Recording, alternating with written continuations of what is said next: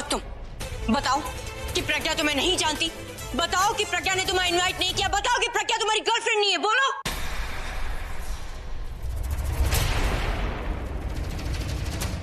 अब अगर girlfriend invite करेगी तो बॉयफ्रेंड तो खींचा चलाएगा ना, और फिर इसने सोचा होगा पार्टी में जाऊंगा, सबके सामने प्रज्ञा के साथ डांस करूंगा, और फिर सबके सामने रोमांस करने का मजा तो कुछ और ही है, राइट? ठीक कह रही हूँ ना मैं? जवाब दो, ठीक कह रही हूँ ना मैं? देखिए, आपसे अवश्य कोई त्रुटि हुई है। प्रज्ञा जी ने मुझे आमंत्रण, अरे मेरा तो इनसे परिचय भी नहीं है। मिल गया जवाब? हो गई तसल्ली? मेरा झूठ नहीं, तुम्हारा सच सबके सामने आ गया।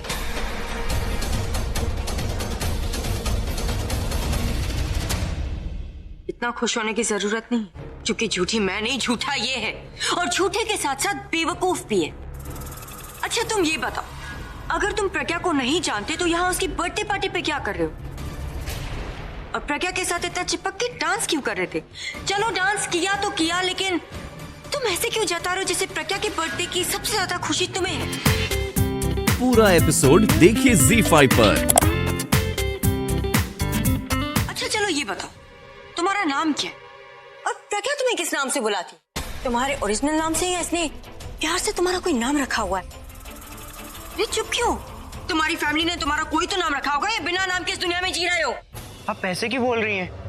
आप सबकी तरह मेरा भी नाम है, जो कि मेरी माता जी ने रखा था। मेरा नाम है चंपक दास त्रिवेदी। वाह, क्या नाम है! आई एम श्योर प्रज्ञा इसी नाम पे फिदा हुई होगी, नहीं? मुझे आपका नाम पहले से ही पता है। वो क्या है कि आपने जो बुके भेजे थे ना, उस पे जो आपने मैसेजेस लिखे, उस पे आपका नाम भी है। क्या बकवास कर रही हो? वो फूल इरू ने मेरे लिए रखे थे वहां पे। अभी ने? हाँ, पर क्या तुम्हें कोई गलत फहमी हुई है? वो बुके अभी ने नहीं रखे।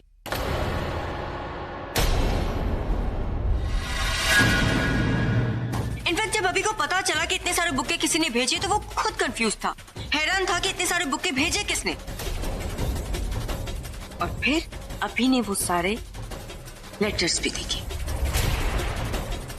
उस पे लिखे हुए मैसेजेस पढ़े, और मैसेजेस के साथ साथ चंपक दास त्रिवेदी का नाम भी पढ़ा।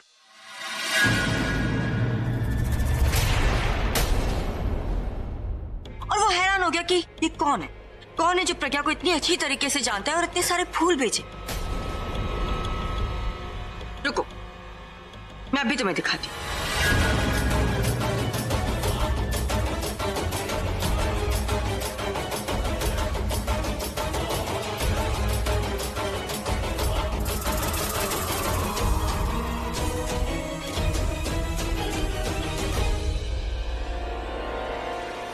देखिए इसमें क्या लिखा हुआ है?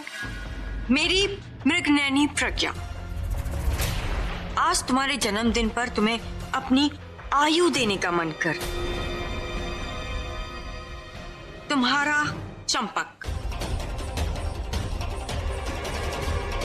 एक मिनट, एक और है। ओह, ये तो बेस्ट है। महकते फूलों की तरह तुम्हारा जीवन महक जाए, और उसमें हमारे जैसा कोई एक भंवरा आ जाए, तुम्हारा प्यारा चंपक।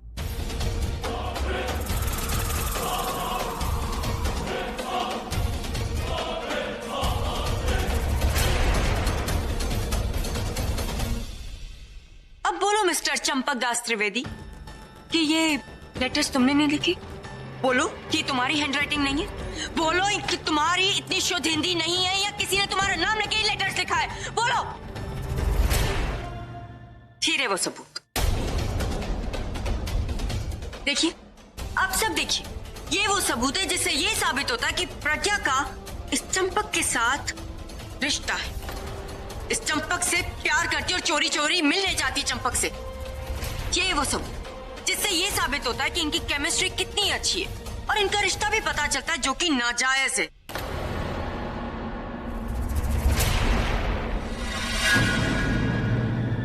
और हाँ, ये पिक्चर्स मैंने क्लिक नहीं की।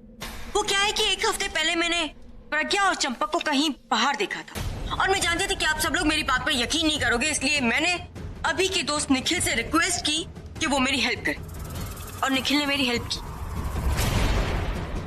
और और फिर मुझे क्या मिला? ये pictures and I was shocked. Tanu, मैंने तुम्हें रिक्वेस्ट किया था कि प्लीज ये फैमिली मैटर है, मुझे इन्वॉल्व मत करो। It's extremely awkward. पर हाँ, अभी शी इज एब्सोल्युटली राइट।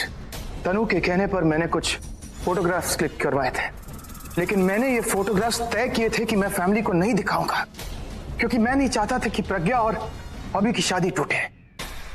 मुझे लगा था कि ये जो भी मुझे दिख रहा है इन फोटोग्राफ्स में, ये एक मामूली सा क्रश होगा, एक स्टूपिड मिस्टेक होगी प्रज्ञा जी के स्ट्रेस की वजह से या कुछ भी। लेकिन ये इंसान जो भी है, ये घटिया इंसान पर पुष्पक क्या नाम है तुम्हारे, चंपक, शर्म आनी चाहिए इस इंसान को। अरे किस मुंह से आए हो तुम यहाँ पर इस पार्टी में और खुलेआम रोमांस कर रहे हो तुम डांस फ्लोर पर। तो उनका समझ में आता किसी स्ट्रेस मोमेंट की तुम्हें तो। आई एम सॉरी, जब बात मेरे दोस्त की इज्जत पर आई तो मैं अपने आप को रोक नहीं सका, इसलिए मैंने फोटोग्राफ्स तनु को दे दिए। आई एम सॉरी अभी, I am really sorry, I couldn't let this go. No Nikhil, don't be sorry. किसी की सच्चाई बाहर लाने में कोई बुरी बात नहीं। हाँ, ये अलग बात है कि मेरा परिवार की रेपुटेशन का सवाल था, पर कोई बात नहीं, वो फिलहाल किसी धोखे में तो नहीं है ना। और तुमने सिर्फ मेरा परिवार के नाम की नहीं, बल्कि सती सावित्री नाम को भी बदनाम होने से बचा लिया, जो कि ये अपने नाम के आगे लगाया करती। दादी, ये लीजिए, आप ही देखिए।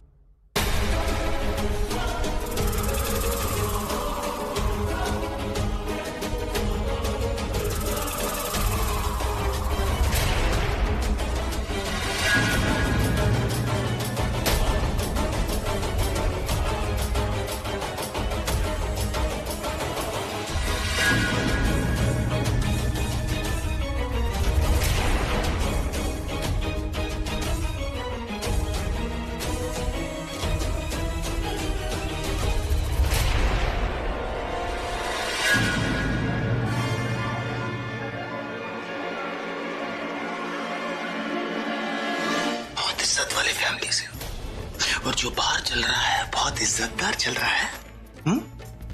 जो चल रहा है बाहर ना, वो अगर यहाँ से बाहर चला गया ना तो तमाशा हो जाएगा। इसलिए ज्यादा फैलो मत। चुप। एक और बात, अभी एक और बार मुझे रोकने की कोशिश की ना तो तुम्हारे भाई के सामने यह प्रूव हो जाएगा कि तुम्हारी जो भाभी का अफेयर है उसके बारे में तुम जानते थे।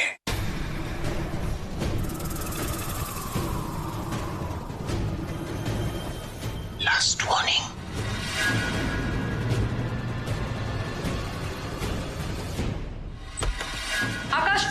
आकाश नहीं। इतना हेल्पलेस मैंने आज तक कभी जिंदगी में फील नहीं करा। ये सब जानते हुए भी कि ये सब निखिल का किया धरा है, हम कुछ नहीं कर पा रहे। हम कर सकते हैं आकाश, हमें ना बस प्रज्ञा दी को पहले इस सदमे से बाहर निकालना होगा। ये लगा दे निशाने पे। धोखा दिया है तुमने मुझे, ना सिर्फ मुझे, मेरे प्यार को, मेरे भरोसे को, मेरी उम्मीदों को, सबको धोखा दिया है तुम। यस, अब लग गई मोहर। प्रज्ञा का खेल खत्म। सुन लिया तुमने? हो गई तसल्ली। अब और क्या सुनना बाकी?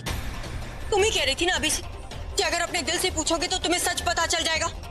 अभी ने जो कुछ भी अभी कहा वो सब दिल से कहा। अब तो यकीन हो गया होगा ना? या फिर अभी ये कहना चाहती हो कि हम सब झूठे हैं, अभी ने झूठ कहा, सच सिर्फ तुम बोल रही हो? नहीं धन, ये सच कह रहे।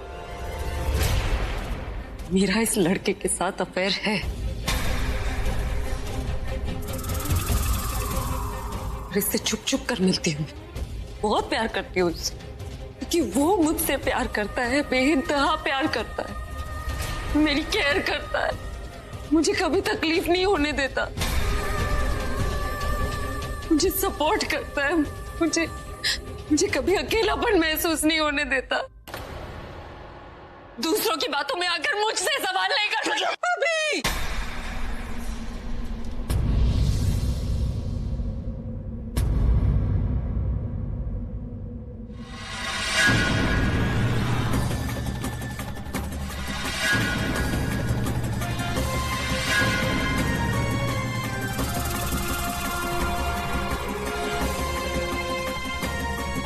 जन्मदिन है, मैंने पता है, पर आपकी तो तबीयत ठीक नहीं है ना। तुझे पता है, मैं वहाँ आराम कर रही थी ना बिस्तर पे, तो मुझे ऐसा लगा जैसे प्रज्ञा आई थी मेरे पास।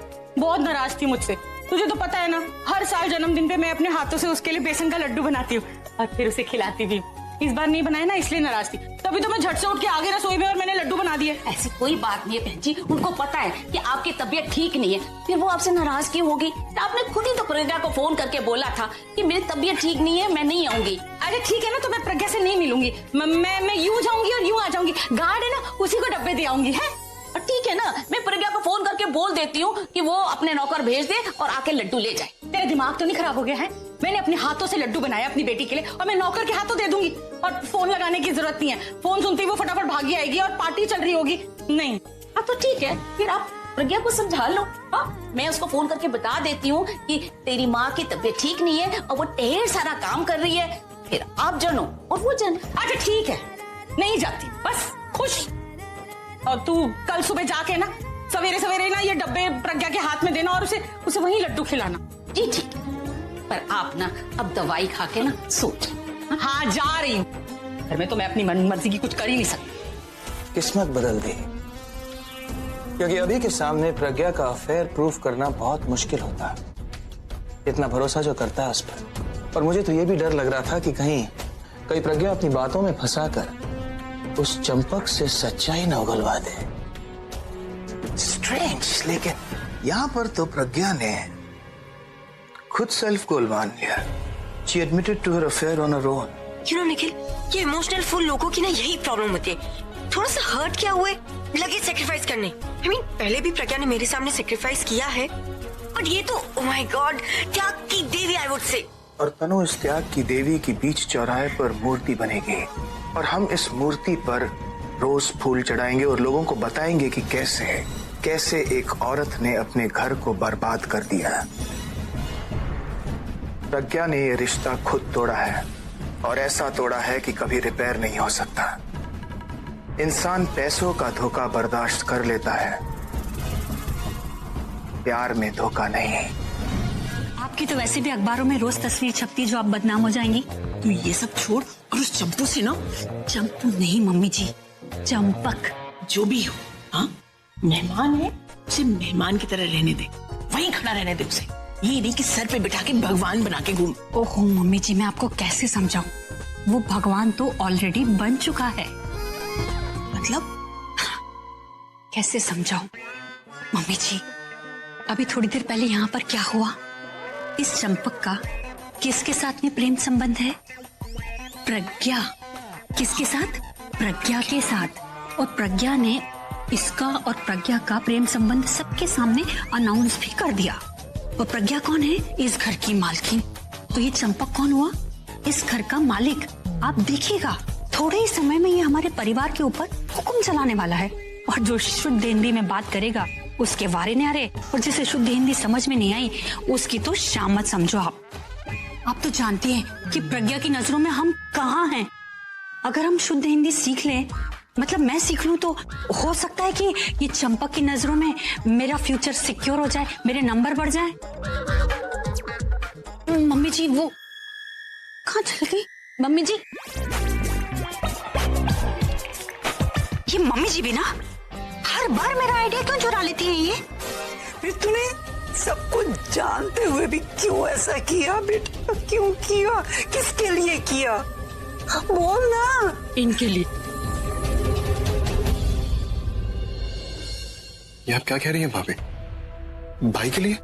भाई तो ये चाहते थे कि वो आपको प्रपोज करे और हमेशा हमेशा के लिए आप दोनों एक हो जाएं। आपका कन्फेशन भाई के लिए नहीं बल्कि भाई के अगेंस्ट था। तुम ठीक कह रहे हो आकाश, उनके अगेंस्ट होगा। शायद मैंने जो कुछ भी किया वो उनके अगेंस्ट था, लेकिन मैं क्या करती। जब मुझे पता चला कि ये मुझे प्रपोज करने वाले, तो मैं बता नहीं सकती मैं कितनी खुश थी। जिस पल का मैंने इतने दिनों से इंतजार किया वो आज सच होने वाला था, सबके सामने सच होने वाला था। मुझे लगा उन्होंने मेरी सच्चाई को पहचान लिया, मोगैम्बो के पीछे छुपी अपनी फुंकी को पहचान लिया। मैं हमेशा उनके बॉस करने का नाटक करती रही, लेकिन फिर भी उन्होंने मेरे लिए प्यार महसूस किया, जबकि मैंने इन्हें जताया भी नहीं कि मैं अब भी इनसे प्यार करती, इनसे दूर रहती थी, इनसे नफरत करने की एक्टिंग करती थी। फिर भी वो मुझे प्रपोज करने वाले थे, मुझे अपनाने के लिए तैयार थे। अगर वो मुझे प्रपोज कर देते तो मेरा जन्मदिन ही आज मेरा नया जन्म होता। लेकिन आज अगर ये सब वाकई हो जाता तो क्या वो खुशी सच्ची होती? नहीं, खुशी भी क्या, खुशी जो इतनी कमजोर है कि कोई भी कभी भी उस पर बुरी नजर डाल सकता है। उनके मन में मेरे लिए फीलिंग्स आई और तनु ने 2 झूठी बातें क्या कही, वो फीलिंग चली गई। ये कैसा प्यार है? पर एक बात मुझे समझ में नहीं आई, आपकी ये गर्लफ्रेंड पार्टी में खुद को अभी की गर्लफ्रेंड क्यों बोल रही थी? अगर ये अभी की वाइफ बनना चाहती हैं तो ये आपकी गर्लफ्रेंड कैसे? मतलब ये आपकी गर्लफ्रेंड है, ये गर्लफ्रेंड होने की एक्टिंग कर रही है। ये घरवाली और बाहर वाली का पूरा गेम ना बहुत ही कंफ्यूजिंग है। आप थोड़ा समझाओ तो मुझे। सारे आम मिल गए ना, तो आम कहां से आए उसे गिनने की कोशिश मत करो। घर जाओ, आम खाओ, सो जाओ, सुबह को उठो, कौन किसकी वाइफ, किसकी गर्लफ्रेंड, सब भूल जाओगे। Enjoy. Yes, you are right. मुझे मेरे पैसे मिल गए, मैं चला अपनी वाइफ के पास, और आप भी एंजॉय करो अपनी गर्लफ्रेंड के साथ।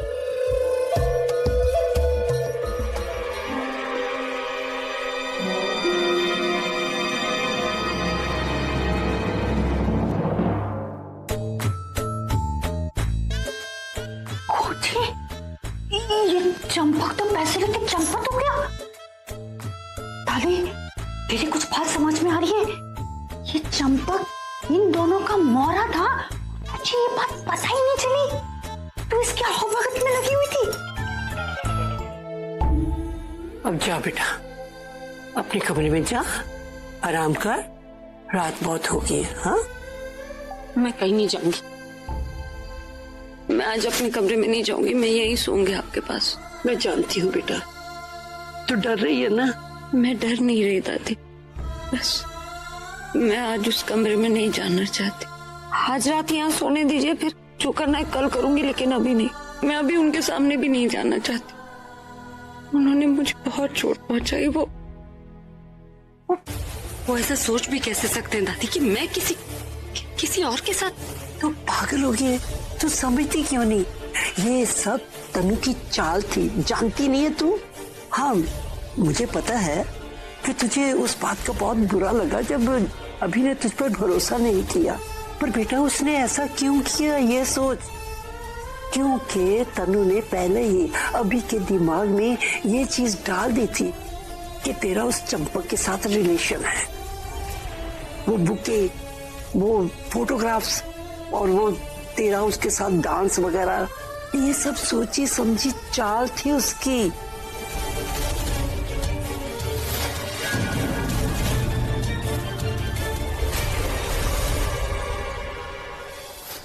बेटा तू याद कर, जब तू खुद को बदल के इस घर में आई थी तो अभी कितना नाराज हुआ था, कितना गुस्सा हुआ था, और तब तूने आहिस्ता आहिस्ता सब कुछ संभाल लिया था। तब संभाल लिया था तो अब क्यों नहीं संभाल सकती? और बच्चे, इतना बड़ा पहाड़ तू लांग कर आ चुकी है, अब हिम्मत क्यों हार रही है? अब यहाँ आके अपने आप को संभाल, हिम्मत रख। पर दादी, मैं उनसे जाकर क्या? मेरी बात सुन बेटा, पति पत्नी के रिश्तों में बहुत सी परेशानियां आती हैं।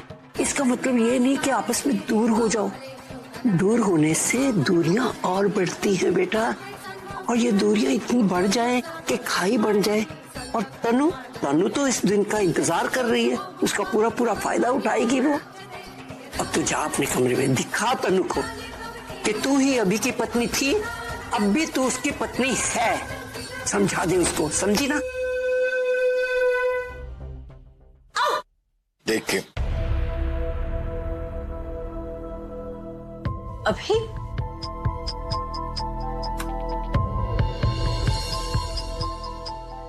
अभी तुम यहाँ पर हो और मैं कब से तुम्हें आवाज दे रही हूँ?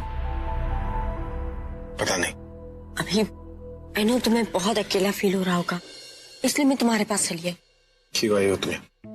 मैं तुम्हारे लिए आई हूँ अभी। अभी प्लीज ऐसा मत करो, मैं जानती हूँ तुम्हें बहुत बुरा लगा है, पर अभी यू नो व्हाट, चाहे पूरी दुनिया तुम्हें धोखा दे दे, तुम्हारा साथ छोड़ दे, पर मैं हमेशा तुम्हारे साथ रहूंगी, तुम्हारे पास रहूंगी। वो प्रज्ञा और चंपक की बात मैं तुम्हें 1 हफ्ते पहले ही बता देना चाहती थी, पर मेरे पास उनके खिलाफ कोई सबूत नहीं था।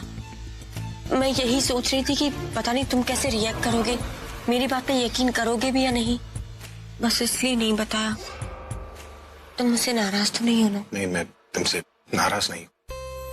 Thank you so much. अभी मुझे पता था तुम मुझसे नाराज नहीं होगे, पर तुमने कहा आई एम सो हैप्पी।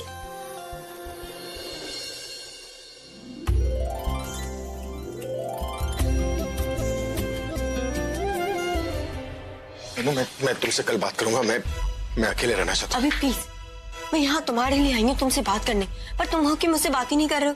अभी मैं तुम्हारी सारी प्रॉब्लम शेयर करना चाहती हूँ। अभी मैं तुम्हें बहुत प्यार देना चाहती हूँ, तुम्हारी बहुत केयर करना चाहती हूँ, ताकि तुम उस प्रज्ञा को भूल जाओ। मुझे अभी कोई बात नहीं करनी, किसी को कोई बात नहीं सुननी। प्लीज मुझे अकेले छोड़ दो।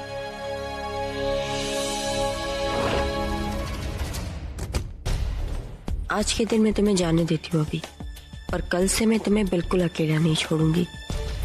तुम्हारे इतने करीब रहूंगी कि प्रज्ञा दोबारा बीच में ना आ सके।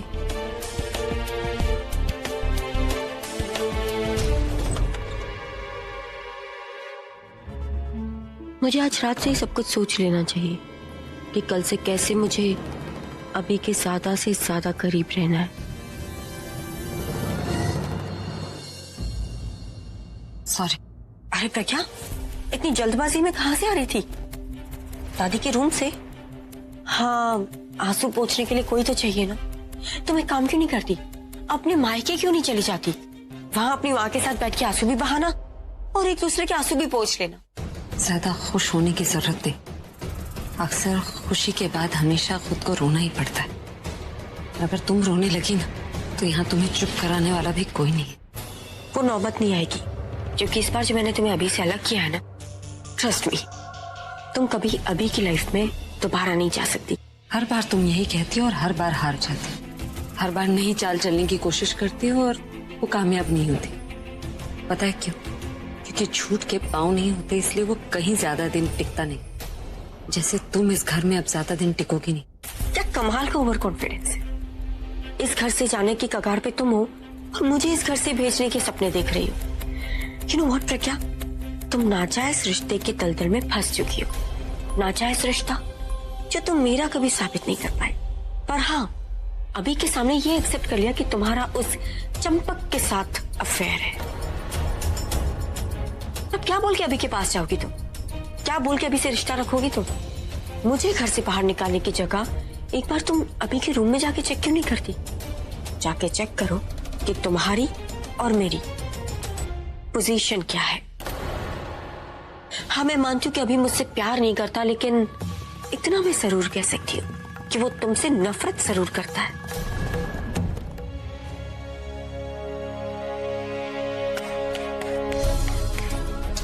स्लाइड को भी अभी जाना था।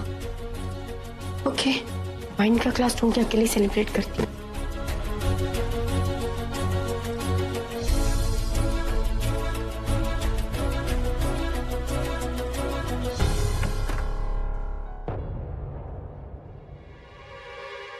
प्रज्ञा, हाँ?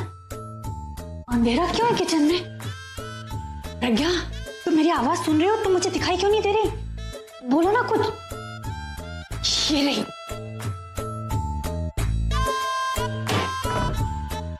प्रज्ञा, अच्छा हुआ तुम मुझे यहाँ पर अकेले में मिल गई। मुझे ना तुम्हें बहुत जरूरी बात बतानी है। ये मिताली भाभी को प्रज्ञा से क्या बात करनी है? एक्चुअली ना, मुझे एक राज की बात पता चली है, और जैसे ही मुझे वो बात पता चली ना प्रज्ञा, मैंने सोचा कि मैं सबसे पहले तुम्हें वो बात बता दूं।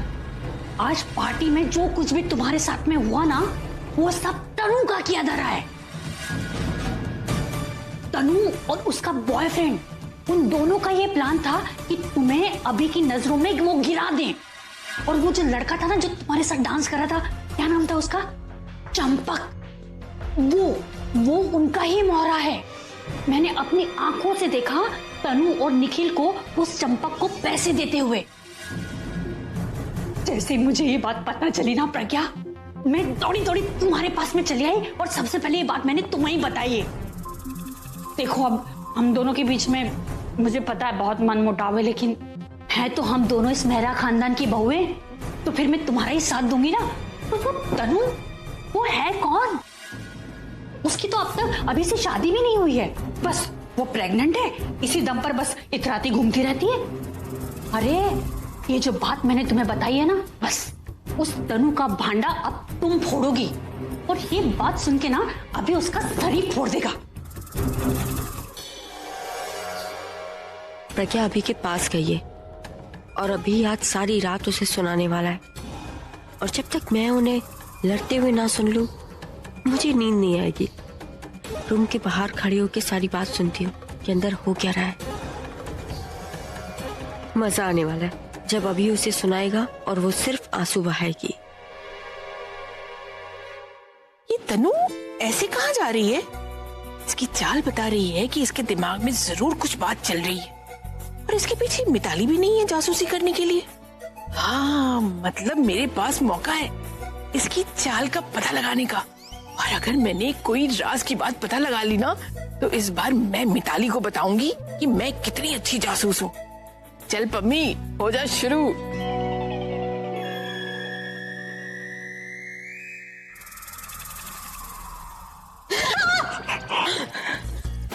इतनी रात को यहाँ का घूम रही हो? वो मैं वॉक कर रही थी। वॉक कर रही थी रात को घर के अंदर? हाँ, कहीं तुझे रात में चलने की बीमारी तो नहीं है? अरे नहीं ताई जी, वो तो मुझे डॉक्टर ने कहा है कि रात को वॉक करो तो नींद अच्छी आएगी। वैसे आप यहाँ इतनी रात को क्या कर रही, वो भी धूप वाले काले चश्मों के साथ? वो क्या है ना कि मेरे डॉक्टर ने भी मुझे कहा है कि अगर रात को मैं ये काले चश्मे लगा के घर में घूमूं ना, तो नींद बहुत अच्छी आएगी। चलो साथ में वॉक करते हैं। चलिए, चलो आजा। अरे यार, ये साथ में चिपकी रहेंगी तो मैं अभी और प्रज्ञा की बातें कैसे सुनूंगी? अब आएगा मजा। अब ये जो भी करेगी मुझे पता चल जाएगा, और फिर मैं जाके मिताली को बताऊंगी मिर्च मसाला लगा के। ओ पम्मी, ओ कहाँ रह गई? और पानी लेन गई सी, कुआं खोदने लग गई है। और छेतिया। ताई जी, आज का आपका वॉक करना तो कैंसिल हो गया। चलो कोई बात नहीं, कल हम फिर से जाएंगे वॉक करने आपके इन धूप वाले काले चश्मों के साथ। ओके? उसी उम्मीद पर मैं तुम्हारा सारा टॉर्चर सहता रहा, तुम्हारी नफरत सहता रहा। तुमने मेरे परिवार के साथ जो किया वो सब कुछ सहा, इसी उम्मीद में कि एक ना एक दिन तुम अपने आप को बदल दोगी। लेकिन आज तुमने मुझसे मेरी वो उम्मीद छीन ली है।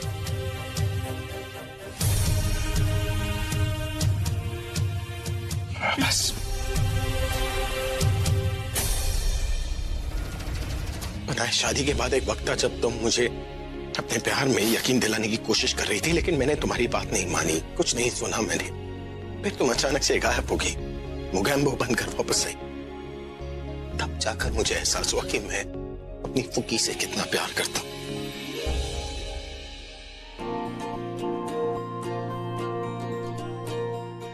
और जब इंसान को खुद ब खुद प्यार का एहसास होता है ना,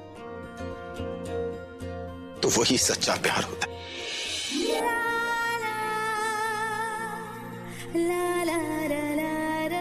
और आज मैं सारा प्यार कन्फेस करने आ रहा था, तुम्हें प्रपोज करने वाला था, तुम्हें सरप्राइज देने वाला था, लेकिन जैसे तुमने मुझे गले लगाकर मेरे पीठ में छुरी घोंप दिया।